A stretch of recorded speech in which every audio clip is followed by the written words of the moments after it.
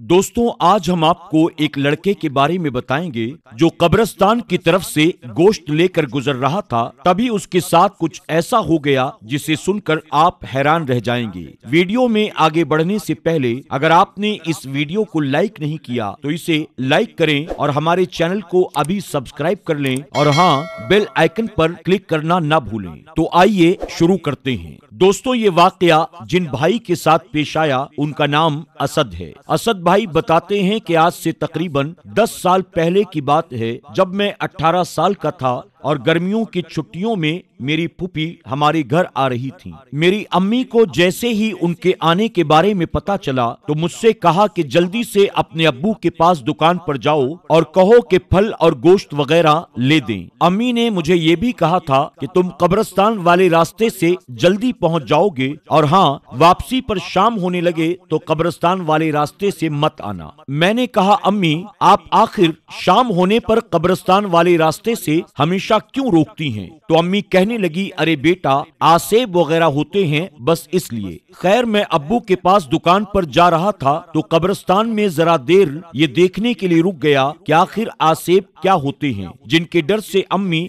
मुझे हमेशा यहाँ आने से रोकती हैं। लेकिन उधर सुनसान थी और मुझे कुछ नजर नहीं आया। इसके बाद मैं अब्बू के पास पहुंचा और कहने लगा, अब्बू फूफी आ रही हैं, अम्मी ने कहा है कि फल और गोश्त वगैरह ले दूं। अब्बू ने मेरी ये बात सुनते ही फौरन मुलाजिम को पैसे देते हुए सामान की लिस्ट उसके हाथ में थमा दी। काफी देर के बाद हमारा मुलाजिम सारा सामान लेकर आ गया। अब्बू ने मुझे सौदा थमाते हुए कहा, बेटा कब्रिस्तान वाले रास्ते से वापस मत जाना। मैंने अब्बू से पूछा, कब्रिस्तान वाले रास्ते से क्या होगा? तो अब्बू कहने लगे, बेटा तुम कहीं डर न जाओ इसलिए मैं मना करता हूँ। अब्बू के पास उस वक्त उनके एक करीबी दोस्त भी बैठे थे। अब्बू की बात सुनकर वो हंसते हुए बोले, भाई बरखुरदार तो तुम्हारा शेर जवान है और फिर इसका नाम भी शेरों वाला है, भला इसे आसेब क्या कहेंगे? अब्बू ने उनसे कहा, यार मेरा एक ही इकलौता बेटा है, अपनी तरफ से तो एहतियात जरूरी है ना। और फिर अब्बू ने मुझसे कहा,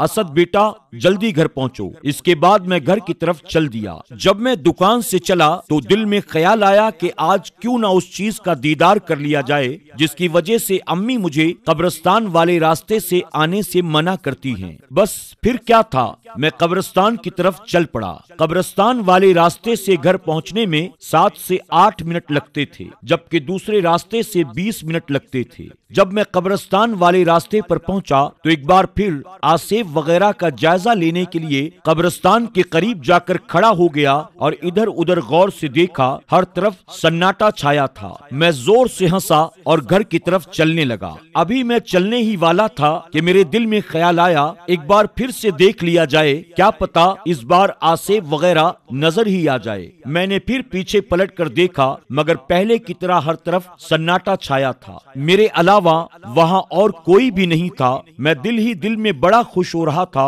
और सोच रहा था कि घर जाकर अम्मी को बताऊंगा आज मैं कब्रिस्तान वाले रास्ते से गया भी और वापस भी उसी रास्ते से आया हूँ, और वो भी गोश्त लेकर। मैं ये सोचते हुए घर में दाखिल हुआ और अम्मी को आवाज दी, अम्मी जान आप कहाँ हैं? अम्मी के जवाब से पता चला कि वो किचन में हैं। मैं सीधे किचन में दाखिल हुआ और अम्मी को सौदा देते हुए कहा, अम्मी मैं अभी कब्रिस्तान वाले रास्ते से आया हूँ और वो भी बिल्कुल अकेला।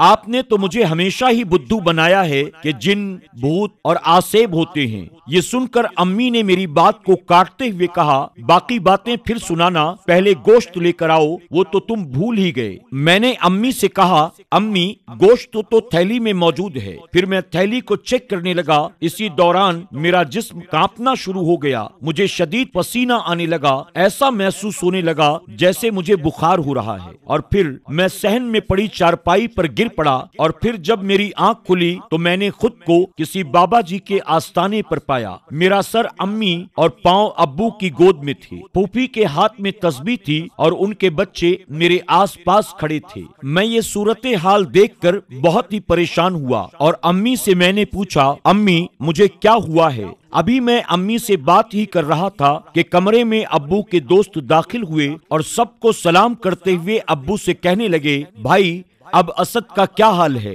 ابو نے کہا بس ابھی ہوش میں آیا ہے۔ اتنے میں ایک اور شخص کمرے میں داخل ہوا اور کہنے لگا آپ کے لڑکے کو ہوش آیا یا نہیں؟ بابا جی پوچھ رہی ہیں۔ وہ کہہ رہی ہیں کہ اگر ہوش آ گیا ہو تو لڑکے کو لے کر حجرے میں آ جائیں۔ ابو اور ان کے دوست نے مجھے سہارے سے کھڑا کیا اور جو بابا میرا علاج کر رہے تھے ان کے سامنے لے جا کر کمرے میں بٹھا دیا۔ میں یہ سب صورتحال دیکھ کر بہت پریشان ہو رہا تھا۔ تعویذ والے بابا نے اپنی لال جلالی آنکھوں کے ساتھ مسکرا کر مجھ سے پوچھا کیا آج کے بعد بھی تم کوئی ایسی حرکت کرو گے؟ میں ان کے سوال پر اور بھی پریشان ہو گیا کہ آخر یہ مجھ سے ایسا سوال کیوں کر رہی ہیں؟ میں نے آخر ایسی کون سی غلطی کر دی ہے؟ میں تو خاموش رہا، لیکن ابو نے جواب دیا بابا سائیں اب تو سوال ہی پیدا نہیں ہوتا۔ اس کے بعد بابا سائیں نے امی سے کہا دیکھو اس تعویذ کا ناغہ مت کرنا، اب آپ لوگ اپنے گھر جائیں اور کوئی بھی وظیفہ شروع کرنے سے پہلے بسم اللہ شریف کا کڑا اپنے سیدھے ہاتھ میں ضرور ڈال لینا جو میں آپ سب کو دے رہا ہوں۔ ابو نے بابا سائیں سے بڑی حیرت کے ساتھ پوچھا بابا جی کیا کوئی وظیفہ مجھے بھی کرنا ہے؟ تو اس پر بابا سائیں مسکرا کر بولے اب تم وظیفہ نہ ہی کرو تو اچھی بات ہے، میں تو بس احتیاطاً کہہ رہا ہوں، اب تم لوگ جا سکتے ہو۔ جب ہم لوگ اپنے گھر پہنچے میں نے امی سے پوچھا امی یہ سب کیا چل رہا ہے؟ امی نے میرے سوال پر مجھ سے کہا اسد کیا تمہیں کچھ بھی یاد نہیں کہ اس دن تمہارے ساتھ کیا ہوا تھا؟ میں نے کہا امی آپ کس دن کی بات کر رہی ہیں؟ آپ اور یہ بابا جی اور بکرے کا صدقہ وغیرہ یقین کریں مجھے کچھ بھی یاد نہیں آ رہا۔ تو امی نے کہا اچھا جس دن تمہاری پھوپھی آئی تھی اس دن کیا ہوا تھا؟ میں نے کہا امی پھوپھی کس دن آئی ہیں؟ امی نے کہا ارے بیٹا آج سے 2 دن پہلے تمہاری پھوپھی کا فون آیا تھا کہ میں آ رہی ہوں اور میں نے تمہیں تمہارے ابو کے پاس دکان پر بھیجا تھا کہ جا کر کچھ سودا لے آؤ اور واپسی میں قبرستان والے راستے سے مت آنا، لیکن تم نے تو میری ایک نہ مانی اور واپس قبرستان والے راستے سے آ گئے۔ تم قبرستان سے گوشت لے کر جب گزرے تو وہاں کسی ہوائی چیز کا اثر ہو گیا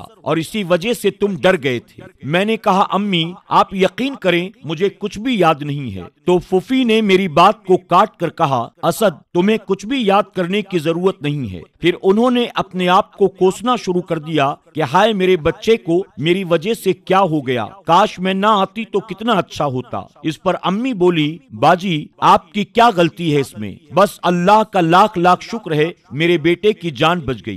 2 دن تک پھوپھی ہمارے پاس رہ کر واپس چلی گئی۔ اب میرے باہر جانے پر مکمل طور پر پابندی لگ چکی تھی۔ امی اور ابو میرے معاملے میں بہت زیادہ محتاط رہنے لگے اور میں بڑا پریشان تھا کہ میرے گلے میں کالی ڈوری اور چمڑے میں تعویذ آخر کیوں ڈالا گیا ہے۔ میرے ساتھ ایسا پہلی بار ہوا تھا۔ خیر گرمیوں کی چھٹیاں ختم ہونے والی تھیں اور پھر جیسے ہی میرا کالج شروع ہوا تو امی نے ابو سے کہا اب آپ اسد کو سائیکل لا دیں۔ میں یہ بالکل بھی نہیں چاہتی کہ میرا بیٹا اب قبرستان والے راستے سے گزرے۔ بس پھر کیا تھا، دوسرے ہی دن میری سائیکل آ گئی۔ اب اپنی تو موج لگ گئی۔ اب میرا کالج لگ چکا تھا اور میرا ذہن بھی فریش ہو چکا تھا۔ ایک دن کالج سے واپسی پر میں کتاب کی دکان پر رک گیا اور کتابیں دیکھنے لگا۔ اسی دوران میں نے وہاں پڑھی ایک کتاب دیکھی جس پر لکھا تھا 40 دن میں عامل بنے۔ میں نے کہا بھائی وہ والی کتاب کتنے کی ہے؟ دکاندار نے کہا 20 روپے کی۔ میں نے 20 روپے دے کر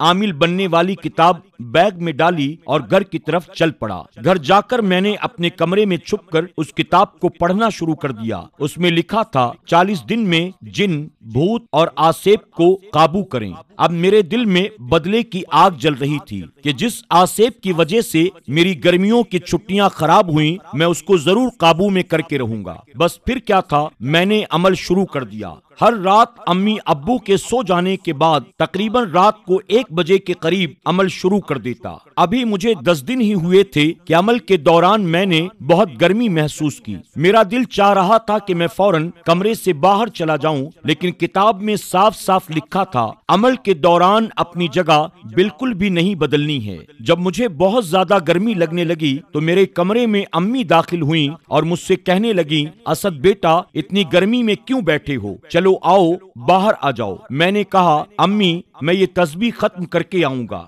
अम्मी को मेरी बात पर बहुत गुस्सा आया और वो नाराज होकर कमरे से बाहर चली गई। मेरी तस्बीह खत्म होने में अभी 4 दाने बाकी थे। अम्मी की आवाज मेरे कानों में आई, असद तुम्हारे कमरे में सांप दाखिल हुआ है, जल्दी बाहर आ जाओ। मेरे कमरे से बाहर आते आते मेरी तस्बीह पूरी हो चुकी थी, लेकिन मैंने बाहर आकर देखा तो अम्मी वहाँ मौजूद ही नहीं थी। मैंने अम्मी को आवाज दी तो अपने कमरे से उठकर आई और कहा, क्या हुआ असद बेटा?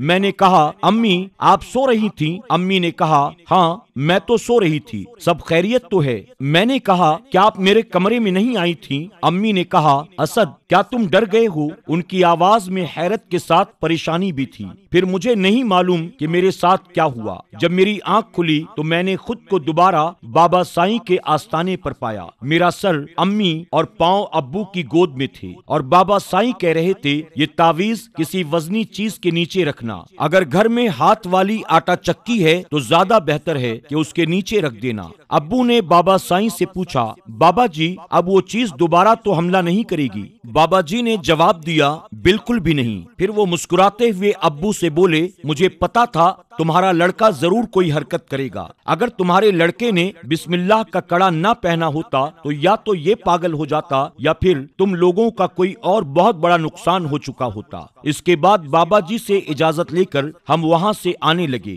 अभी हम लोग वहाँ से निकल ही रहे थे कि बाबा साईं ने अब्बू से कहा, अब ये तावीज खोल कर मत देखना कि इसमें क्या है। बाबा जी की इस बात पर अब्बू ने फौरन मेरी तरफ गुस्से से देखा और मैंने आसमान की तरफ देखकर अल्लाह से हर मुसीबत से आजाद रहने की दुआ की। इसके बाद दिल में पक्का इरादा कर लिया था कि आबैल मुझे मार वाली मिसाल के जैसे आसेब वाली गलती अब कभी नहीं करूंगा। असद कहता है, इसके बाद हम घर आ गए और मैंने इस तरह की फिर कोई हरकत न करने का पक्का इरादा कर लिया। तो दोस्तों आज की कहानी में बस इतना ही। आपने इस कहानी से क्या सीखा कमेंट बॉक्स में जाकर जरूर कमेंट करें और अगली वीडियो तक के लिए हमें इजाजत दें। अल्लाह सबको अपना हिफ्ज़ो अमान अता फरमाए।